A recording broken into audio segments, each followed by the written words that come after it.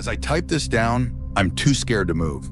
I can see it in the reflection. Every time I turn to look at it, it's gone. I don't know what or who it is.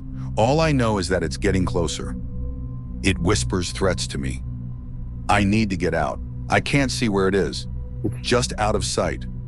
All of this started when I decided I needed to get out into nature more. Growing up in Michigan, getting into nature meant going hunting or fishing. My dad and I used to go hunting at every chance we got. It was a perfect combination. He was retired and I was a homeschool high schooler. We had no schedule to keep to. We would go to the UP for bear hunting, the west side of the state for turkey hunting, and to northeastern Michigan for deer hunting. I really miss that, and I miss my dad. I was born later in life from my parents. My dad was 58 when I was born, and my mother, his second wife, was 36. I used to get made fun of for my parents' age gap. I never thought it was strange. My mom wasn't some 19 years old dating a 45-year-old. My mom was already in her 30s. When I was born, people assumed my dad was my grandpa. As I grew older, I got tired of trying to explain the situation, so I usually just went along with it. I loved having an older father. He was retired and always had time for me. When I was 19, my mom passed away of uterine cancer, and my dad couldn't handle the grief. He died only a couple years later. A combination of age and grief. As a young man, I immediately had to forego any form of higher education and jump straight into work. I inherited a house that needed to be paid for. I made it work, but it wasn't easy. The idea of having time to go hunting was all but a dream for me now. I always wanted to get back out there. I craved the call of the woods. It's where my dad and I had our best conversations. So this year, 3 years after my father's death, I'd managed to get the time to go out. I'd requested all 40 HRs of my vacation time off for opening deer season. So on November 15th, I headed out to Huron National Forest with my lever-action Marlin 30, a two-person tent, my little pit bull mix Maisie, and my dad's old 2004 Chevy Silverado. I had a week to myself and a deer tag to fill. The day before, my girlfriend Clara came over. She was going to watch the house while I was gone. We had dinner and went to bed. During the night, she began to talk in her sleep. It was mostly gibberish. She often did this at night, but it was the last thing she said that shook me. Clara, you're gonna die out there. I sat up and shook her awake. I told her what she had said, and she told me that she had a terrible dream. She said that while I was out hunting, a bear had gotten a hold of me. I assured her that I'd be fine. Michigan black bears are basically giant raccoons. They usually leave people alone as long as your campsite is clean and the food is out of reach. After that, we went back to sleep, and the next morning, I left. I should have listened to her. I should have just hunted behind the house. The next morning, at around 5 a.m., I hopped on I-75 and headed north. My lazy Maisie slept the whole way, which was completely normal. The ride was uneventful. I stopped for breakfast at McDonald's and had myself their mediocre breakfast burritos and a hash brown. Maisie woke up only for this, and she happily received a good girl hash brown. When I got to the campsite that I had registered, I let Maisie out and she gleefully tramped around. She was loving the new smells and sounds that she got to experience for the first time. Then, out of nowhere, she started looking downhill and whimpering. Not like a scared dog, but rather more like a dog who's overly excited. I looked where she was looking and I saw a lean-to. I'm not stupid. I immediately got us back in the car and drove away. I got on my phone and checked to see if there were any other campsites open for registering. Thankfully, there were. I chose one that was another 5 miles into the forest north of the first campsite. I'd watched enough horror movies to know that you don't mess with random forest structures. I'm sure that it was just some fort that was built by some kids who were out on a camping trip with their parents. But after what Clara said, I wasn't taking any chances. Campsite #2 was much better anyways. It was sitting on top of a hill, so if it rained, I'd remain mostly dry. Maisie liked this site better as well. She was much more relaxed at this campsite. I even had better cell service. I had 3 bars of 4G. Not the best, but I could call and text with a little delay. The first night was mostly just Maisie and I loafing around and recovering from our drive. It was a solid 6 HRs from home. It wasn't until that night that things started to get strange. I had lit a fire and was roasting marshmallows over it. I cracked open a couple cans of dog food for Maisie, but she had very little interest. The absolute darkness of the woods was freaking her out. She kept jumping at every tree branch that fell, every raccoon that chittered in the distance, and every other generic forest sounds that you can think of. Then the big one happened.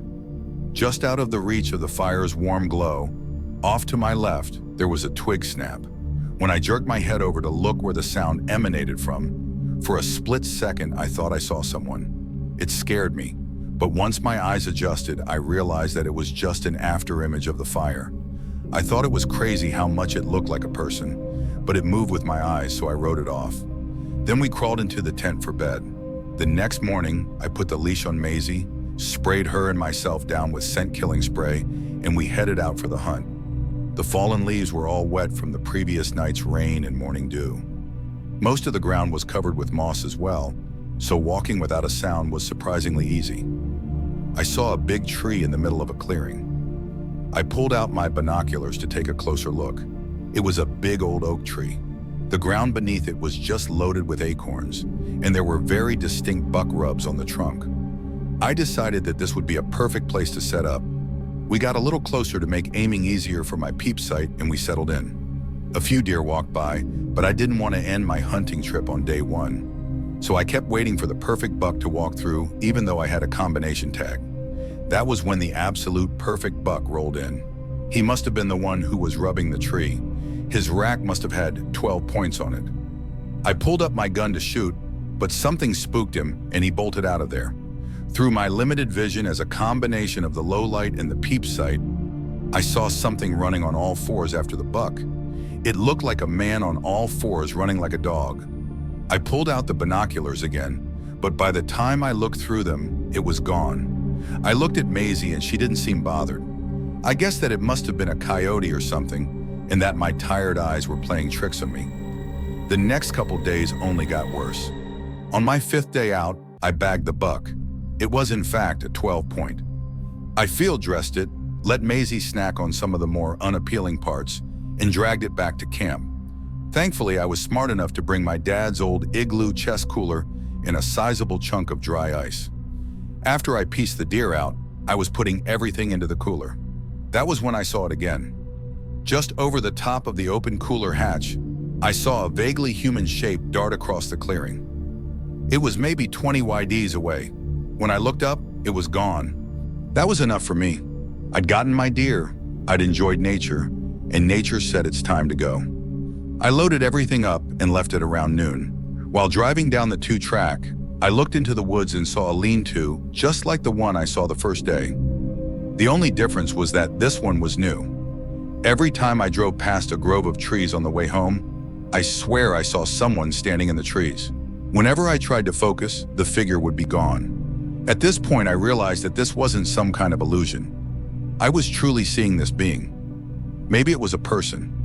My rational side said that it must have been, but the fearful side immediately began coming up with supernatural explanations. All I knew for sure was that I was being followed. When I got home, Clara had already gone to work, so I rushed in, locked all the doors, closed all the blinds, and nailed bed sheets and towels to all the windows that didn't have blinds. Every gun I had in the house, a 9mm, a 20 gauge over and under, a 12 gauge pump action, and my .30 was then brought into my bedroom. I then called Clara and told her what was happening. Clara: wait, so someone is stalking you? Me. Someone or something. I'm not sure yet. It's not safe for you here. You just need to go home. I love you. Clara. Wait. I hung up before she could answer. I needed her to stay safe. I thought that my home was safe for me. The locks are solid and the doors are all metal.